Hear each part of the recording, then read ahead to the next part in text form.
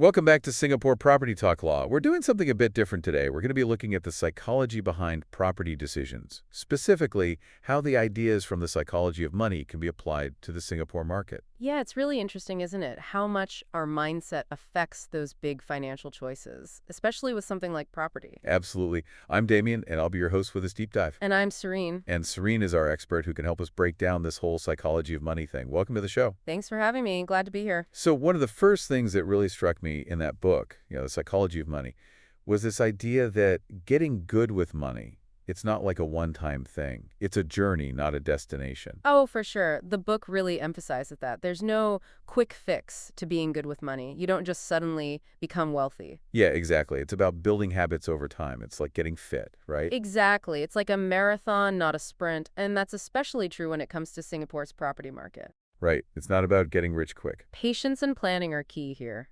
Speaking of long-term, it's interesting how the book brings up that whole Maslow's hierarchy of needs, that pyramid of human needs. Yeah.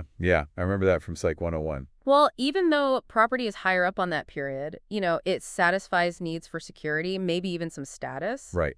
It still connects back to those basic human needs at the bottom, like having shelter, belonging, stability. Oh, I see. So even though property seems like a high-level thing, it's still tied to those fundamental needs. Exactly. And in Singapore, it's even more pronounced. Property here is so deeply tied to that idea of a stable family life. It's a big part of our culture. Oh, absolutely. It's more than just bricks and mortar here. It's almost like it's woven into the Singaporean dream. You know what I mean? Right. It's a cultural symbol. And that just adds another layer to the psychological pull of property in Singapore. It's not just the financial investment. It's about fulfilling those cultural aspirations, too.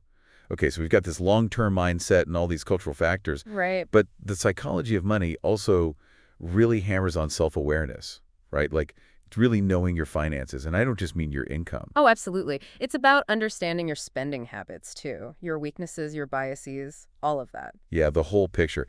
And that's where it gets really interesting when you apply it to the Singapore property market. Like, are you prone to FOMO? Promo. That fear of missing out? Like, do you see prices going up and you just got to get in on that action? Oh, yeah. Or maybe you overestimate your risk tolerance and think you can handle more than you actually can. And a fast-paced market like Singapore, it can really amplify those biases. Think about it. You're at a condo launch. Everyone's going crazy for these units. Prices are climbing higher and higher. It's exciting. It is, but it's easy to get swept up in it all and make a decision you haven't thought through. Totally. You can make a mistake based on emotion. The psychology of money reminds us that those impulsive decisions, the ones driven by fear or FOMO, they can lead to long-term financial stress. It's about asking yourself those tough questions. Like, can I really afford this? Or what level of debt am I comfortable with? Exactly. Are you setting yourself up for success or just a financial roller coaster? Speaking of setting yourself up for success, the book breaks down this thing about assets and liabilities. It might seem simple, but it's important. Right. So just to recap, an asset puts money in your pocket. And a liability takes money out. Right. And when it comes to Singapore property, this is so relevant. I mean, a condo can be an asset if it generates rental income or if it appreciates in value, but it can also be a liability if you're not careful. Right, like if the mortgage payments are eating up too much of your income or if you can't find reliable tenants. Exactly. It can quickly go from asset to money pit. And that brings us to another key takeaway from the psychology of money, thinking beyond just your job for income. Especially in a place like Singapore, where the cost of living is so high, having multiple income streams can make a huge difference. Yeah, it's all about the hustle. In the context of property, this could be as simple as renting out a spare room in your HDB. Oh yeah, that extra income can help you save up for a down payment faster. Exactly. Or maybe you explore a side hustle to boost your savings. There are so many options. And this all ties back to the book's emphasis on long-term thinking, on creating sustainable habits for building wealth. Right. But here's where things get a little serious.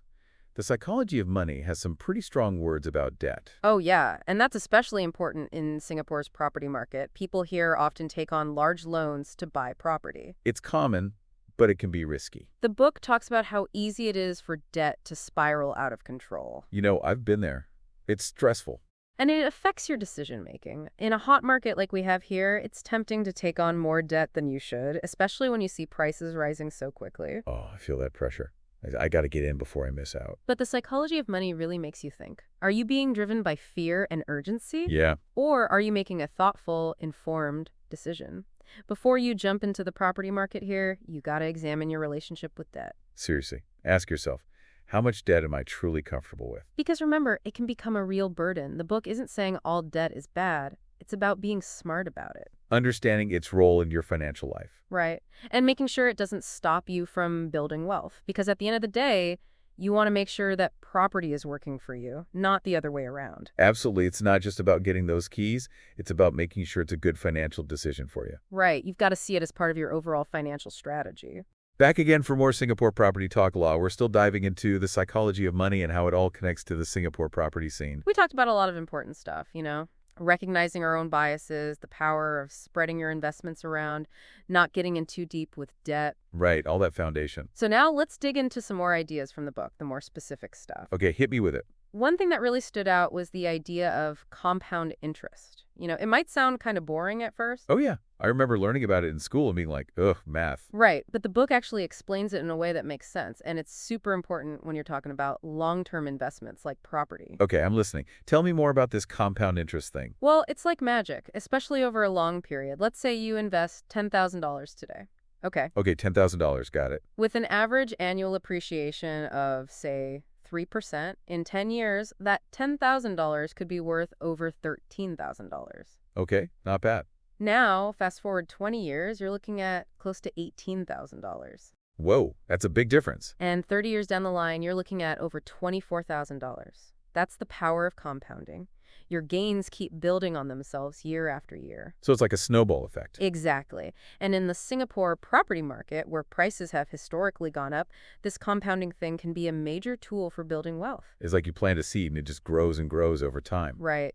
But we also need to be careful about the flip side of that coin. Like we were saying before, debt spiraling out of control, especially with Singapore property prices being so high. Yeah, mortgages can be a big chunk of change. So what does the book say about managing that? The psychology of money talks about this trap people can fall into called lifestyle inflation. Christ-style inflation, what's that all about? It's like you get a raise or start earning more. Okay, I can relate to that. And suddenly you feel like you need to upgrade everything. A nicer car, a bigger condo, maybe even more fancy vacations. Oh man, I've totally been there. It's easy to get caught up in that feeling of, I deserve to treat myself. I know, it's like you want to reward yourself for working so hard, but the book warns against using debt to fund those lifestyle upgrades, especially for something as big as property. So before you upgrade to that fancy condo, Make sure you can truly afford it. right, make sure it fits into your long-term goals, not just a temporary desire to splurge. Exactly. And that reminds me of another idea from the book Opportunity Cost. Opportunity cost, break that down for me. It basically means that every financial decision you make closes doors to other opportunities. Okay, so how does that apply to property? Well, if you're struggling with debt from overspending, you'll have less money to invest wisely or to take advantage of new opportunities when they come up. So taking on too much debt for that dream condo could mean missing out on other investments, or even just having the freedom to pursue your passions. Exactly. And in a market like Singapore, where things move so fast, being aware of that opportunity cost is super important. Right, because you don't want to miss out on a good deal just because you're overstretched. Exactly. Speaking of things to watch out for, the psychology of money also has a lot to say about get-rich-quick schemes. Oh yeah, those always sound too good to be true. Right. And they almost always are. They prey on our desire for easy money. And in a hot market like Singapore's, they can be really tempting. I bet. You hear all these stories of people flipping properties and making huge profits. It makes you want to jump in on the action. Exactly. But the book reminds us that real wealth is built over time. It's not about getting rich quick. So slow and steady wins the race. More like patient and informed. It's about doing your research, not letting emotions cloud your judgment, and understanding that the market goes through cycles. Ups and downs. Exactly. There will be times when prices rise quickly and times when they cool down or even drop a bit. You mentioned cooling measures earlier. What exactly are those? They're basically things the government does to try and keep the property market stable, like increasing stamp duties for buyers or making it harder to get a loan. So they step in to prevent things from getting too crazy. Exactly. And being aware of these cooling measures is crucial when you're investing in property here. It's part of understanding the bigger picture. So it's not just about finding that perfect condo, it's about knowing how the market works. Exactly. And being prepared for those ups and downs. The psychology of money encourages you to see these cycles as opportunities, right? Not just threats. Exactly. When everyone else is rushing in, it might be a good time to take a step back and see what's really going on. Don't follow the crowd blindly. Right. And when prices dip, it could be a chance for someone who's financially prepared to make a smart move. So it's about having a plan, being patient, and not freaking out when things change. Exactly. And having the discipline to stick to your plan even when emotions are running high. Because at the end of the day, it's about making smart, informed decisions that help you reach your financial goals. Man, this is making me rethink my whole approach to property, That's what the psychology of money is all about. It helps you understand how your mind works. how our emotions can affect our choices. Exactly. And how to make choices that are actually good for us in the long run. I'm excited to hear more. What else can we learn from this book? Welcome back to Singapore Property Talk Law. We're wrapping up our deep dive into the psychology of money and seeing how these ideas play out in the Singapore property market. We've talked about shifting how we think about money, about knowing our habits and biases, and about being in it for the long haul, right? Right, all super important stuff. And doing your research, can't forget that. But now let's get into some really practical stuff. Okay, I like practical. Give me the tips. Well, one of the big takeaways from the book is about understanding market cycles. You mean like knowing when prices are going up and down? Exactly. The book says markets don't just go straight up. There are ups and downs, and being ready for those is key. Okay, so how does that apply to Singapore specifically? Well, it means knowing what can affect those prices. Things like interest rates, government policies, how the economy's doing, even what's going on in the world can have an impact. Whoa, there's a lot to keep track of. It can seem like a lot, but the psychology of money says we should see those cycles as opportunities, not just something to be scared of. How do you mean? Like, let's say prices are shooting up really fast. That doesn't always mean you got to jump in right away. It might be a good time to slow down, see if things are getting too hot. So don't just get FOMO and buy something you haven't thought through. Exactly. And on the other hand, when prices dip a little, that could be a good chance for someone who's got their finances ready to get into the market or even buy more property. So it's about being patient, not letting your emotions make decisions for you. Right. And having the discipline to stick to your plan even when things get exciting or a little scary. Because it's all about making smart decisions, ones that help you reach your goals. Yeah, goals, not just getting swept up in the hype. Exactly. And speaking of not getting swept up, the book talks about having a margin of safety in your financial decisions. Margin of safety, huh? Sounds kind of technical. What's that all about?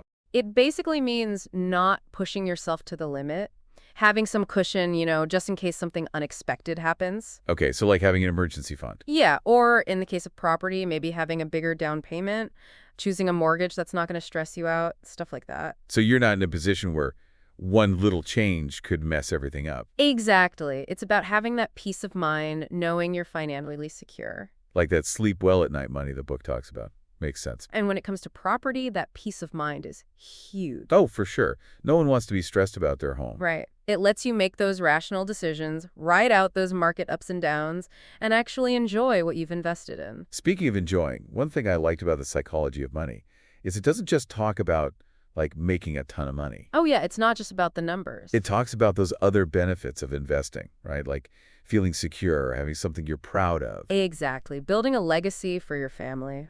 And those things are even more important in Singapore, I think. Owning property here, it's a big deal. Oh, totally. It's about more than just money, right? It's about creating a home, a place where your family can grow and make memories. That's a really good point. Those are the things that make it worthwhile, not just the dollars and cents.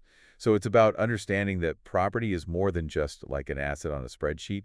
It's part of our lives, our stories, our dreams for the future. That's a great way to put it. The psychology of money helps us see that bigger picture, how all those things connect. Man, Serene, this has been a really eye-opening deep dive. I feel like I get it now, not just about property, but about my whole approach to money. I'm so glad, and I hope our listeners feel like they can use these ideas too. Yeah, everyone listening out there, remember, it's a journey, not a race. Exactly. No two journeys are the same. It's about knowing yourself, what you want, how much risk you can handle, and making choices that fit you. Yeah, don't just follow what everyone else is doing. Right. And always remember that property is more than bricks and mortar. It's part of your dreams, your hopes for the future. So make those choices wisely, everyone. May your property journey be one that brings you joy, security, and a sense of accomplishment, not just money. This is Singapore Property Talk Law, signing off.